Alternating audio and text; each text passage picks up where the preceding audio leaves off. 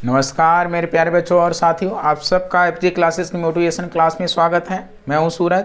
जैसा कि आप सबको पता है, इस प्लेटफॉर्म पर आपको हर रविवार को कुछ ज्ञान की बातें बताई जाती हैं। जैसा कि हम पुस्तक जो पढ़ रहे हैं, हम उपासना क्यों और कैसे करें, तो हम गायत्री उपासना की बात कर रहे हैं। हम खास तौर से गायत्री मंत्र के बारे में जान रहे हैं। गायत्री मंत्र की क्या विशेषता है, उसका कितना महत्व है। तो हमने बताया था गायत्री मंत्र महामंत्र है, जो पूरे विश्व का मंत्र है। ठीक है ना। तो हमने पहले वाले वीडियो में जितना कवर किया था, जितना हमने बता दिया था, आज उसके आगे से हम पढ़ने वाले हैं। ठीक है। तो आप सबका पुनः एक बार हमारी क्लास में स्वागत है। अगर आप सबको पसंद आया करे तो ज़रूर लाइक किया करिए, कमेंट किया करिए और शेयर करिए। और जो लोग अभी तक हमारे चैनल को सब्सक्राइब नहीं किए वो चैनल को जरूर सब्सक्राइब करें और press the bell icon to get all the notification timely. ठीक है। तो चलिए बिना समय बर्बाद किए हम अपने काम की बात करते हैं। हमने इसके पहले वाले वीडियो में उस दिन थोड़ा बीच में लाइट कट गई थी, इसके लिए हम क्षमा चाहेंगे, तो उतना कम ही हो पाया था। लेकिन आज हम पूरा उसी कोशिश करेंगे अच्छे से करने का।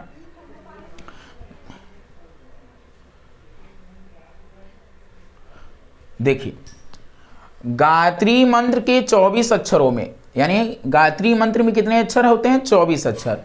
तो गायत्री मंत्र के 24 अक्षरों में बीज रूप से वह तत्व दर्शन भरा पड़ा है जिसे व्यक्ति और समाज की व्यवस्था के लिए एक उच्च स्तरीय आचार संहिता कहा जा सके, है नहीं। तो गायत्री मंत्र में कितने अक्षर होते हैं? 24 अक्षर। और जो 24 अक्षरों में बीज रूप से वह तत्व दर्शन भरा पड़ा है जिससे व्यक्ति और समाज की व्यवस्था के लिए एक उच्च स्तरीय आचार संहिता कहा जा सकता है। ठीक है ना। तो हम सब अपने जीवन में गायत्री उपासना करें। आगे, इसी प्रकार साधना उपासना से जिन सिद्धियों और विभूतियों की अपेक्षा की जाती है, उन समस्त संभावनाओं का आधार इस महामंत्र में मौजूद है। यानी जो सिद्धियों और विभूतियों की अपेक्षा की जाती है, उन सब का आधार कौन सा मंत्र है? गायत्री महामंत्र। 9 युग में एक ही उपासना पद्धति अपनानी होगी और तत्व दर्शन की एक धुरी ही रखनी होगी। इस आवश्यकता की पूर्ति के लिए गायत्री मंत्र से बढ़कर और कोई माध्यम संसार भर में अन्य कोई ढूंढा नहीं जा सकता। तो केवल एक ही माध्यम है, वो है कौन सा? गायत्री मंत्र। आगे हम देखते हैं।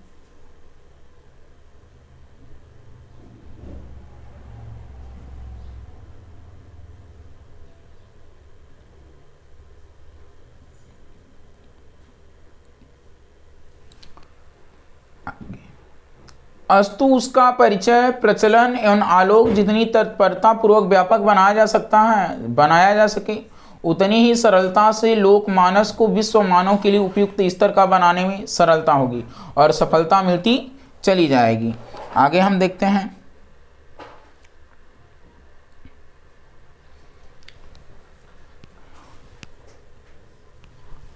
मनुष्य की सार्थकता तभी है, यानी हमारे जीवन की सार्थकता तभी है जब उसका स्वरूप एवं स्तर भी उसी के अनुरूप क्या हो? ऊंचा उठ सके।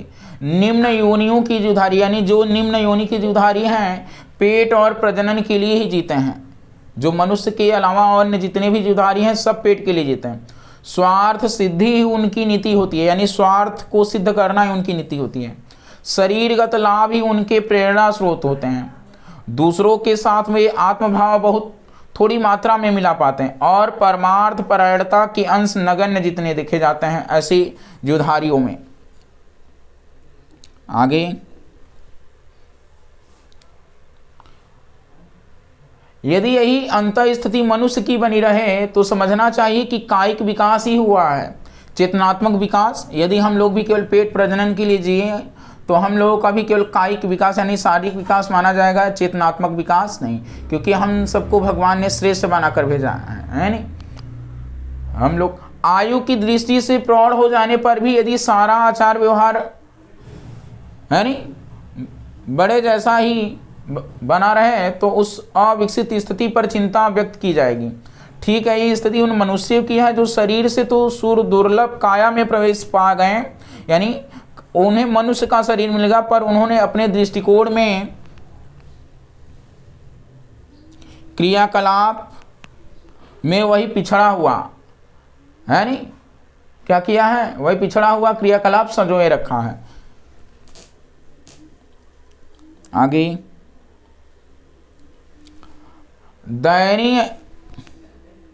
दयनीय स्थिति से पीछा छुड़ाने के लिए ईश्वर की समीपता, यानी जो दयनीय स्थिति होती है उससे पीछा छुड़ाने के लिए ईश्वर की समीपता का, उपासना का उपक्रम बनाना पड़ता है। संगति का, समीपता का प्रभाव सर्वविदित है। दुष्टों की समीपता से दुर्गति होती है और सज्जनों के सानिध्य से सद्गुणों की वृद्धि होती है। तो हम सबको सज्जनों के सानिध्य में रहेंगे तो इससे सद्गुणों की सद्वृद्धि होगी। ठीक है, और आगे,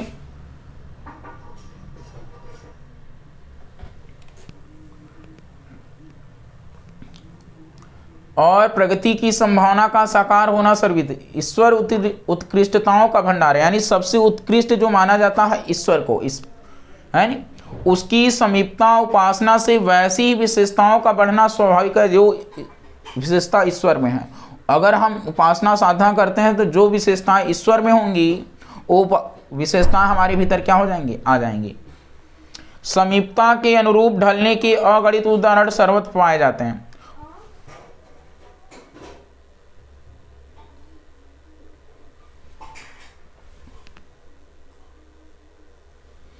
वातावरण की, आगे देखते हैं हम लोग, वातावरण की प्रभाव शक्ति को कौन नहीं जानता है। व्यक्तियों का भला बुरा निर्माण करने में वातावरण की असाधारण भूमिका रहती है। उपासना का क्रियाकृत अंतरंग और बहिरंग स्तर पर ऐसा माहौल बनाना चाहिए जिससे व्यक्ति के भावनात्मक स्तर में उत्कृष्टता की क्या होती है, अभिवृद्धि या होती हो। ठीक है, आगे हम और भी बातें करते हैं। ठीक, उपासना का दूसरा आधार होता है कर्मकांड। आजकल ज़्यादातर लोग कर्मकांड में ही व्यस्त हैं, कर्मकांड को ही सब कुछ मान लेते हैं। तो कर्मकांड ही सब कुछ नहीं, हमारा जो दृष्टिकोण है वो उच्च स्तर का बने, हमारा चेतनात्मक विकास हो, है नहीं। और केवल कर्मकांड करने से हमारी उपासना सफल नहीं होगी। आगे, उपासना का दूसरा आधार कर्मकांड है। कर्मकांड वे कृत्य हैं जो शरीर के विभिन्न अवयवों की सहायता से उपचार उपकरणों के द्वारा संपन्न किए जाते हैं। षोडशोपचार, देव पूजन, आत्मशोधन के विभिन्न क्रियाकृत इसी श्रेणी में आते हैं। मन पर छाप डालने में विचार और कर्म का समन्वय करना पड़ता है। चित्त पर स्थिर संस्कार डालने के लिए अभिष्ट विचारों के साथ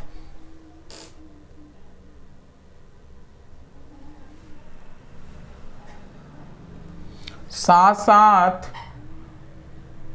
उनके पूरक कृत्य होने ही चाहिए, अन्यथा कल्पना केवल कल्पना बनकर हवा में उड़ जाती है।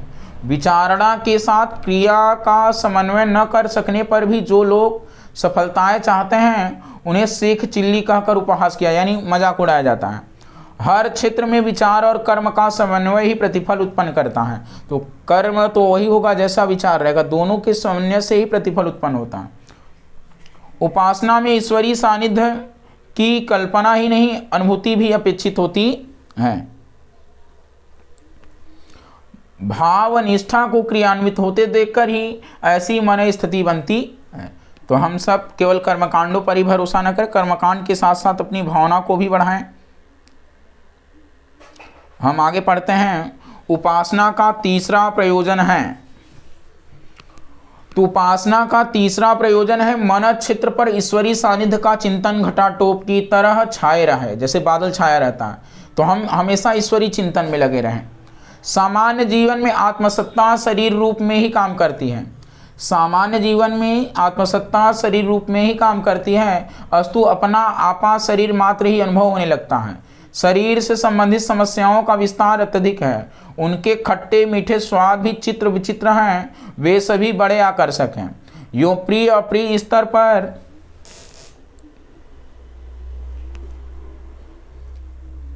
परस्पर विरोधी अनुभूतियां सामने आती, पर वे दोनों ही अपने अपने ढंग के गहरे प्रभाव चेतना पर छोड़ती हैं। सफलताएं अपने ढंग का प्रभाव डालती हैं और असफलता दूसरे ढंग का। लाभ में एक प्रकार का अनुभव होता है, हानि में दूसरे तरह का एक स्थिति प्रिय लगती है, ठीक है ना, दूसरी अप्रिय। इतना होते हुए दोनों की गहरी छाप पड़ती। सफलता का हर्षोन्माद और असफलता का शोक संताप दोनों ही अपने प्रभाव छोड़ते हैं और चेतना को आवेशग्रस्त बना देते हैं। तो हमारे मन पर दोनों का प्रभाव पड़ता है, ठीक है, लाभ और हानि का। अगला हम देखते हैं।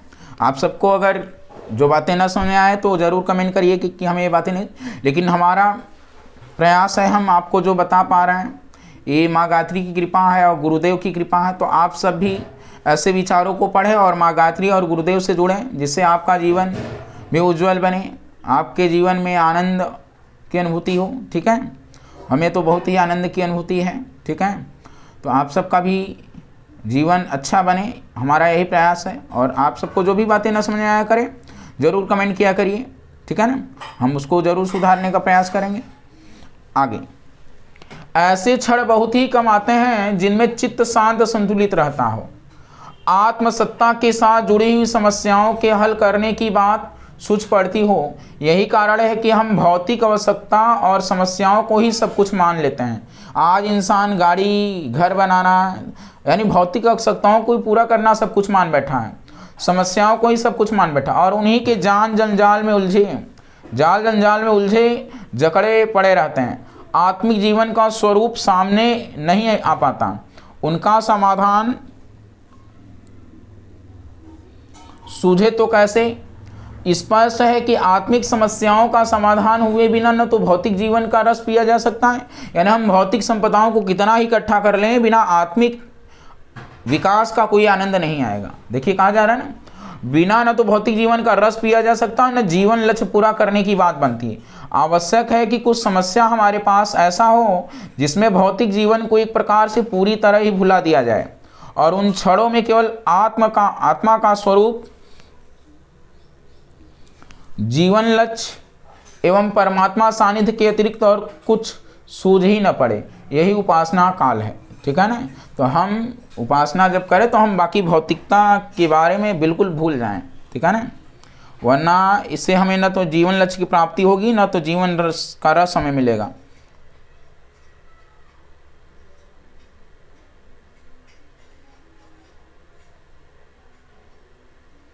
आगे, यदि सांसारिक मनोकामनाओं की उथल पुथल मची हुई है, सांसारिक कामनाएं लोगों की बहुत हैं आजकल, और इष्ट देव से तरह तरह के भौतिक वरदान पाने की ललक उठ रही है, हम ईश्वर से तमाम तरह की भौतिक संपदाएं पाने की ललक उठ रही है हमारे मन में, तो समझना चाहिए कि उपासना कृत्य भी विशुद्ध रूप से भौतिक है। इसे आत्मिक प्रगति जैसा कोई लाभ मिल नहीं सकेगा यदि उतने समय शरीर रहित भौतिक प्रभाव से मुक्त ज्योतिर्मय आत्मा ही ध्यान में है और उसमें महाज्योति के साथ समन्वित है नहीं, समन्वयित हो जाने की दीप पतंग जैसी आकांक्षा उठ रही है, तो समझना चाहिए कि उपासना का सदा स्वरूप अपना लिया गया और उसे अभी से उद्देश्य पूरा हो सकने की संभावना बनी रही है। उपासना के समय सांसारिक विचार न आए, इसका एक ही उपाय है कि उन क्षणों के लिए एक निर्धारित विचार पद्धति सामने रहे। आरंभ में दृश्य मुक्त चिंतन मन क्षेत्र पर छाया रहे, ऐसा ही अभ्यास लेकर चलना चाहिए। ध्यान इसी को कहते हैं, ठीक है ना।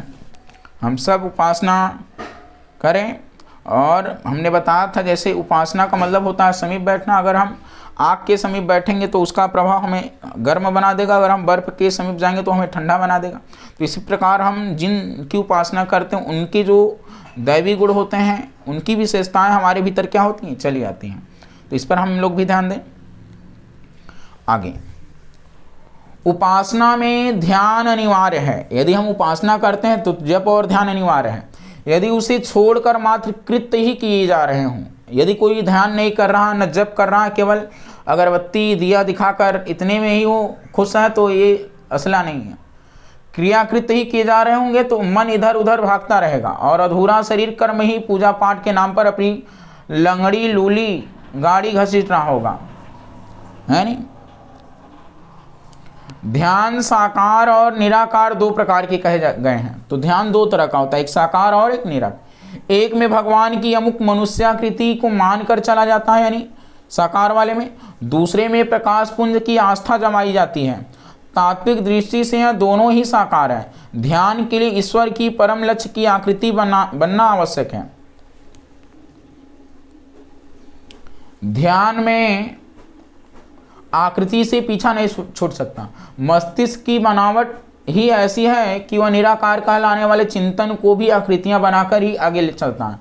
ध्यान में आकृति से साकार निराकार की वितंडावाद में न पड़कर ध्यान धारणा के सहारे आत्मचिंतन का प्रयोजन पूरा करना चाहिए। आगे हम बढ़ते हैं।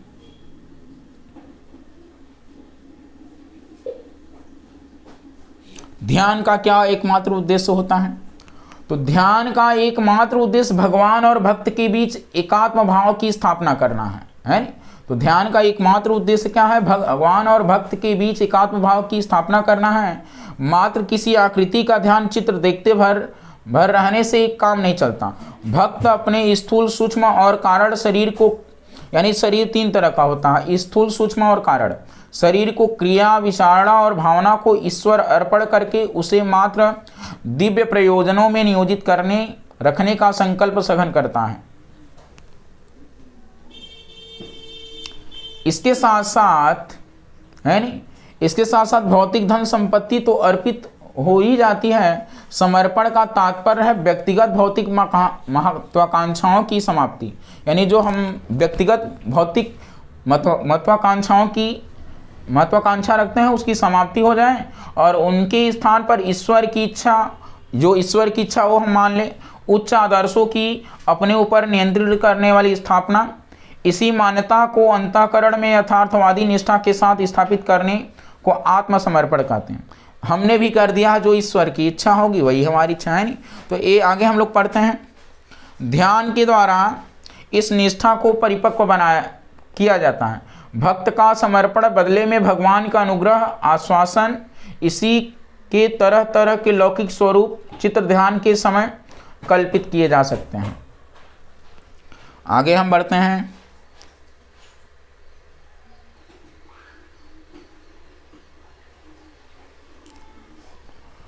आगे, मन कहीं जाए या नहीं, एक बिंदु पर केंद्रित रहे, ऐसा हो सकने को ही तुरीय अवस्था या समाधि कहते हैं। यानी जब मन हमारा एक ही चीज पे टिका रहता है, वो कहीं भागता नहीं है, तो इसे तुरीय अवस्था या समाधि कहते हैं। जैसा कि योग में 8वें नंबर पर आता।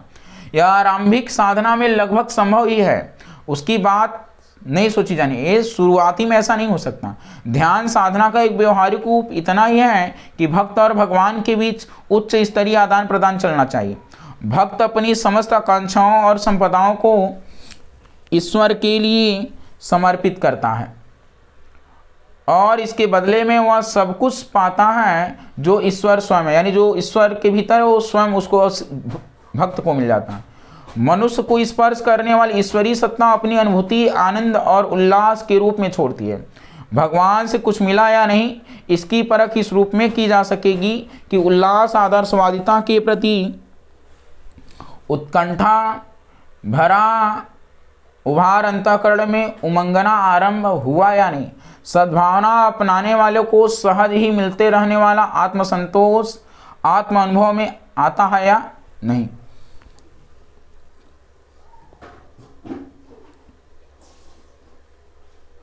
आगे, ईश्वर दर्शन के संबंध में भ्रांत धारणा निरस्त की जानी चाहिए कि सपने में या जागृति में इष्ट देव की किसी आकृति की झांकी मिलती है अथवा प्रकाश आदि दिखने जैसा कोई चित्र विचित्र दृश्य दिखाई पड़ता है। यदि ऐसा किसी को होता हो तो उसे झाड़ी का भूत, रस्सी का सांप दिखने की तरह अपने संकल्पों की मानसिक प्रतिक्रिया भर समझना चाहिए। जब चेतना की कोई आकृति हो ही नहीं सकती तो फिर उसका निर्बाध दृश्य दिखाई ही कैसे दे सकता। इस तथ्य को 1000 बार हृदयंगम कर लिया जाना चाहिए और ईश्वर का जीवन में समावेश आदर्शवादी आकांक्षाएं प्राण प्रिय प्रतीत होने लगने और तदनुरूप गतिविधियां अपनाने पर मिलने वाले आनंद उल्लास की अनुभूति का स्तर ही ईश्वर प्राप्ति का एकमात्र प्रमाण है। निराकार ध्यान में प्रायः सर्वत्र सूर्य के प्रकाश को ही माध्यम बनाया जा सकता है। तो हम जब साकार ध्यान कर रहे हैं तो बात है अलग है, लेकिन हम जब निराकार ध्यान कर रहे हैं तो हम ऐसा अनुभव करें सूर्य की दिव्य किरणें हमारे भीतर क्या कर रही हैं, प्रवेश कर रही हैं।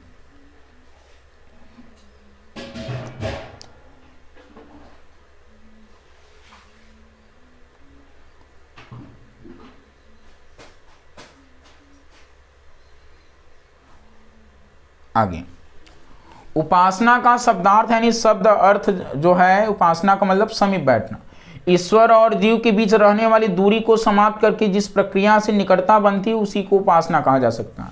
समीपता से विशेषताओं का आदान प्रदान होता है, यानी जो जिसके भीतर उच्च विशेषताएं होंगी वो निम्न वाले में ट्रांसफर होती हैं, आदान प्रदान। एक के गुण दूसरे को प्राप्त होते हैं। सत्संग के लाभ और कुसंग के दुष्परिणाम सर्वविदित हैं। अधिक प्रभावशाली है नहीं,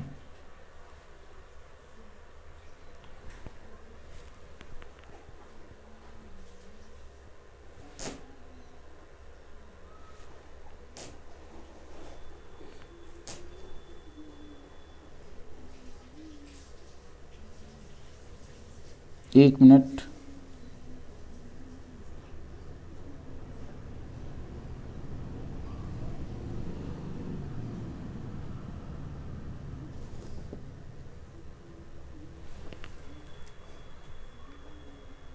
आगे